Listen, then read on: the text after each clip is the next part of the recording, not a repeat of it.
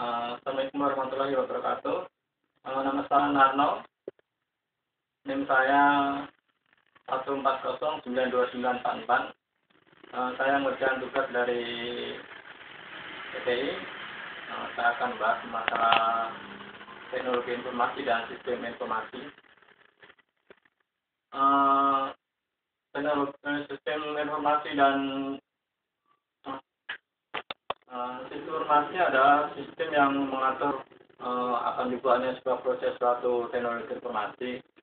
Sedangkan teknologi informasi adalah sesuatu yang mungkin mengumpulkan data, mencari data untuk dijadikan sebuah informasi yang relevan, yang akurat, dan dibutuhin pengguna informasi.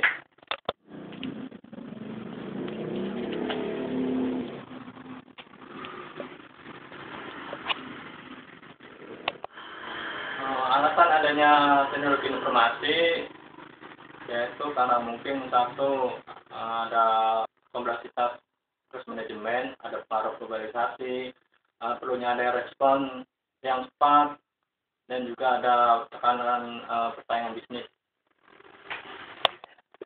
Di dalam sebuah sistem informasi itu ada beberapa karakter sistem, terus kualifikasi, terus ada pengendalian, ada juga daur ulang sistem, dan ada yang lain sebagainya.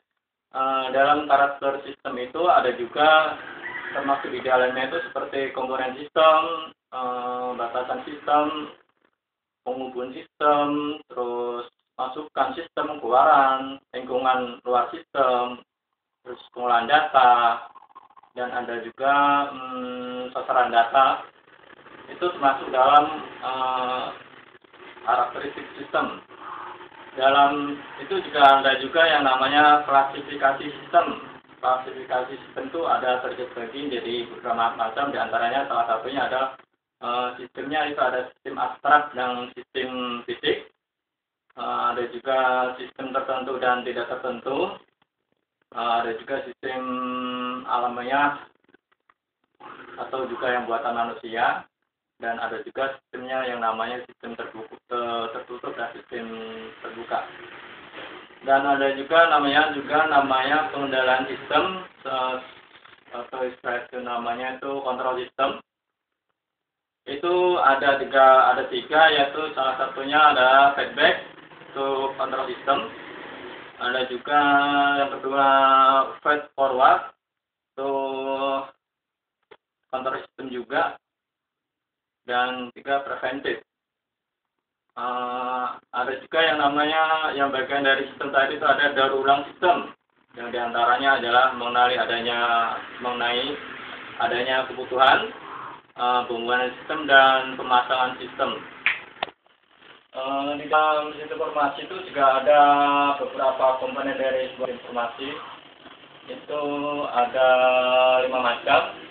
Nomor satu diantaranya itu nomor satu ada hardware, keduanya ada software, ada brainware, yang keempatnya ada basis data, kelimanya itu ada yang namanya perangkat komunikasi data dan jaringan.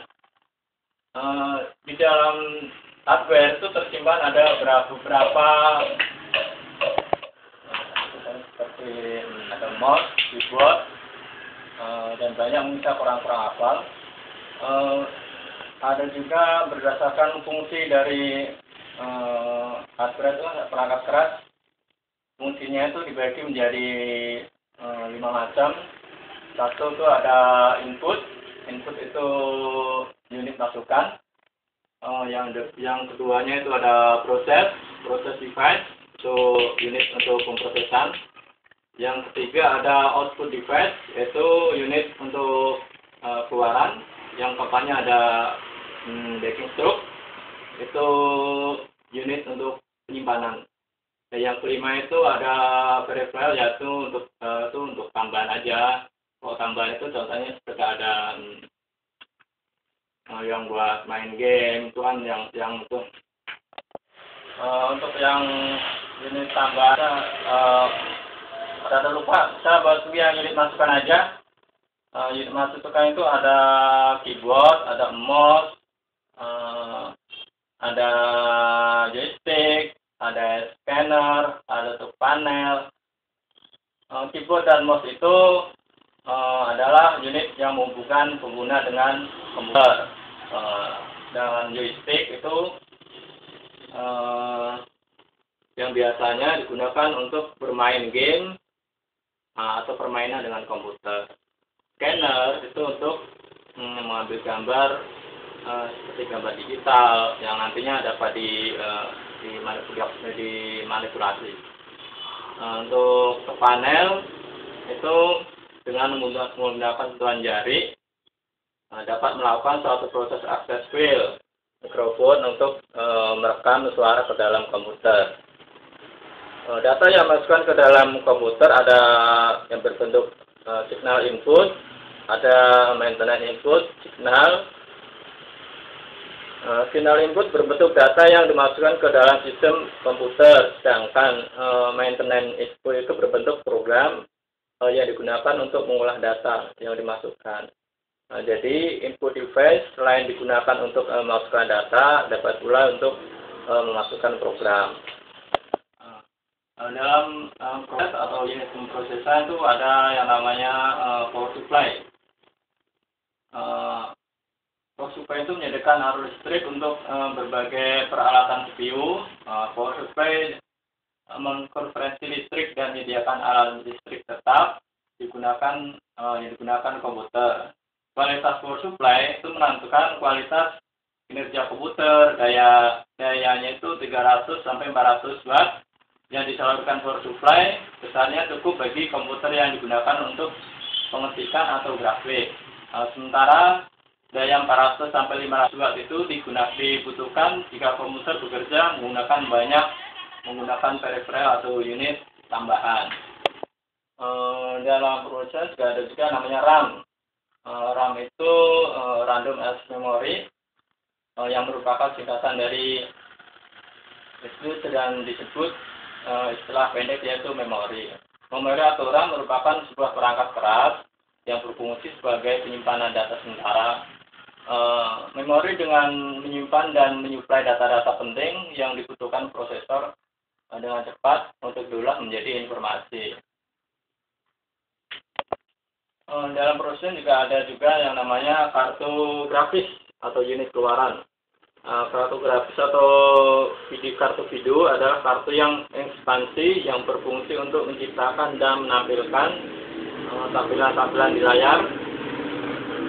Kartu grafis ini terdiri rangkaian komponen elektronika, biasanya itu tertancap pada slot atau di papan utama CPU pada komputer.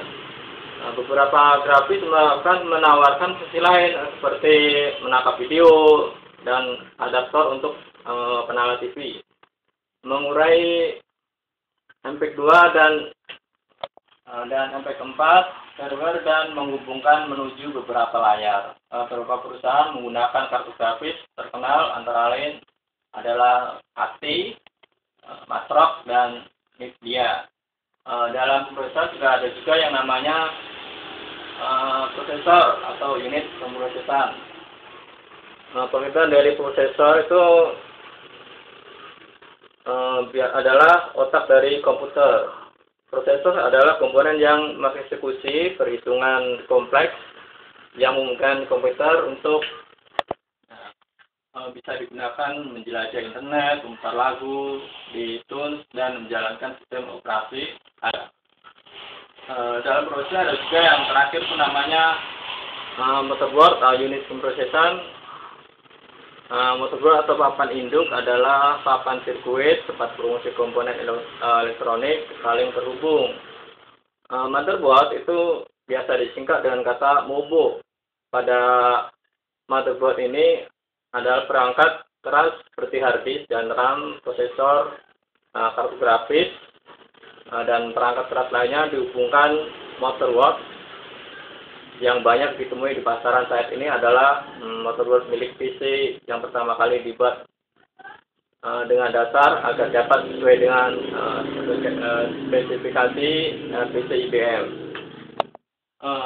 Tambah lagi yang masalah output device atau unit keluaran. Unit keluaran itu seperti monitor. Monitor komputer itu adalah salah satu jenis soft copy device karena keluarannya adalah berupa signal elektronik. Dalam hal ini berupa gambar yang tampil di layar monitor.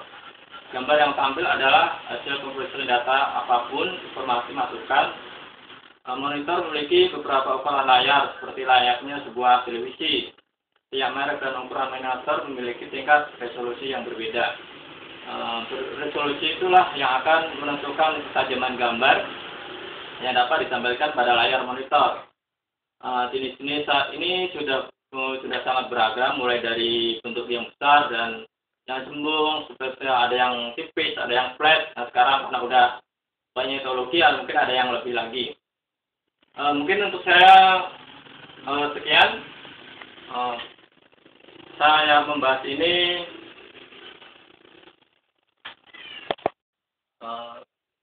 ya kurang lebih saya mohon maaf apabila ada kekurangan karena saya juga masih belajar. Untuk itu saya ucapkan banyak terima kasih dan sebagai salam khusus saya Assalamualaikum warahmatullahi wabarakatuh.